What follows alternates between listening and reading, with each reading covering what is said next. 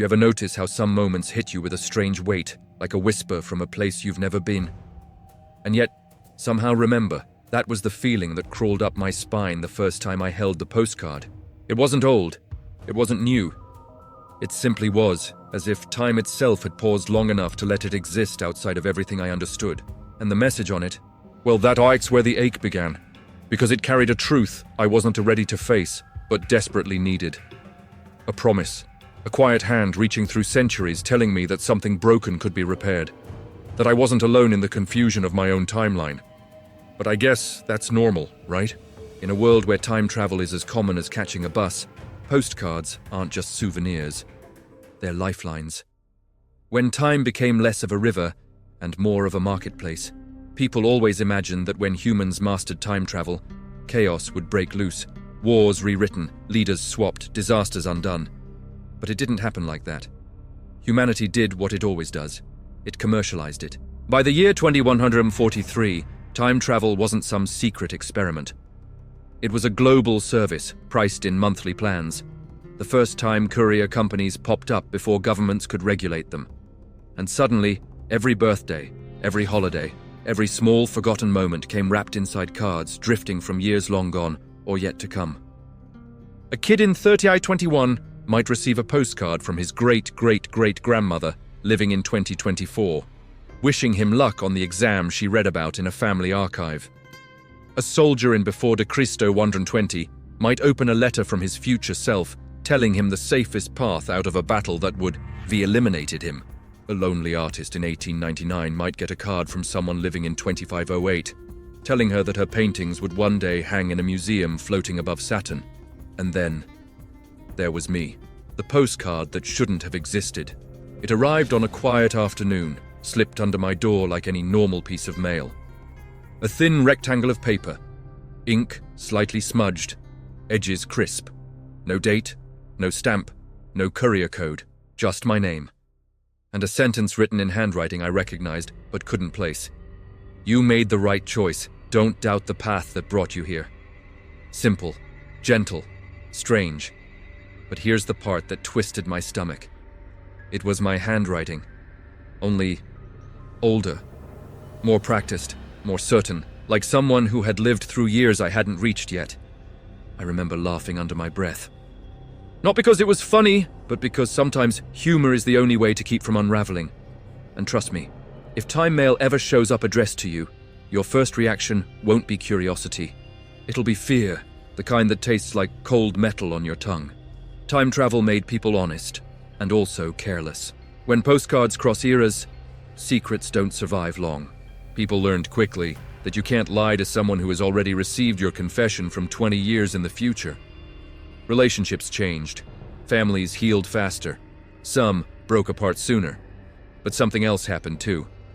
Something nobody expected. We started answering questions we hadn't even asked yet. Someone in 3590 might receive a postcard from you in 3750, thanking you for a kindness you hadn't offered yet. And suddenly, you'd feel obligated to become the person they claimed you were. It shaped people, guided them, saved them, and sometimes destroyed them. But you know what's funny? You're probably wondering right now if I answered the postcard I received. I didn't. Not at first. Because, honestly, how do you respond to a version of yourself who knows more about you than you do? A small pause in the storm. I remember sitting on a bench outside my building, watching people flicker into existence as time courier doors opened and closed. One woman stepped out, dressed like she had walked out of before de Cristo 400, carrying a shopping bag from a store founded in 2189. A kid ran past wearing shoes that didn't exist yet in my era. A man sat beside me and casually complained that the traffic in 2671 was worse than ever. I just stared at the postcard in my hands, thinking, if everyone else can handle this chaos, maybe I can too. It was a moment that grounded me. A reminder that even when time behaves like a tangled thread, people remain strangely predictable. We adapt, we complain, we keep going, and maybe that's enough. The second postcard changed everything. A week later, another one came. This time, the ink was darker, the message shorter, almost urgent. Don't let the mistake of year 29 define you. It wasn't your fault. But here's the strange detail. I hadn't reached year 29 yet. I was 27. And reading that message felt like someone placed a warm hand on my shoulder. Something inside me loosened. A pressure I didn't realize I carried dissolved a little. You ever feel like the future version of you knows the exact words you need? It was that. And suddenly, the fear I had of answering melted into need. I finally wrote back. I sat with a blank postcard, fingers trembling, heart pounding like I was about to rewrite the universe, even though everyone else did this daily. And I wrote, "If you're really me, then tell me how you made peace with everything I'm still afraid of." I dropped it into the temporal mailbox and waited. Hours, days, nothing. Until one night, at 3:17 a.m., a soft hum vibrated through my apartment. A small flash of pale blue light flickered at my door, and there it was. My answer, a postcard with no message. Only a drawing, a sunrise, over a horizon I didn't recognize. Beautiful, warm, hopeful. And underneath it in small handwriting, "Because you learned to forgive yourself." That was the moment everything inside me shifted. Not because of time travel, not because of paradoxes or science or cosmic mechanics, but because someone, future me, believed I would one day reach a version of myself I never thought possible.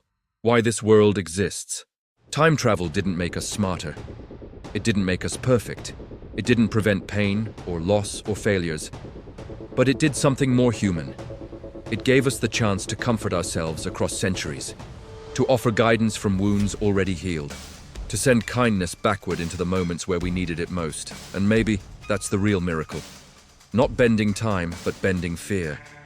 And if you're wondering, yes, I still keep every postcard stacked in a small wooden box beside my bed. Not because they're proof of a future waiting for me, but because they remind me that the story of my life isn't finished. That somewhere out there, in a year I haven't lived yet, I become someone strong enough to reach back and steady the version of me who feels lost today. And if that thought gives even you, right now, a sense of peace, then maybe that's its own postcard, across eras. Before you go, if this story pulled you into another reality, if it made you think, feel, wonder, or breathe a little deeper, subscribe to the channel, leave your like, share this video with someone who needs a message from another time. Your support helps this universe grow. And maybe, just maybe, your future self will thank you for it.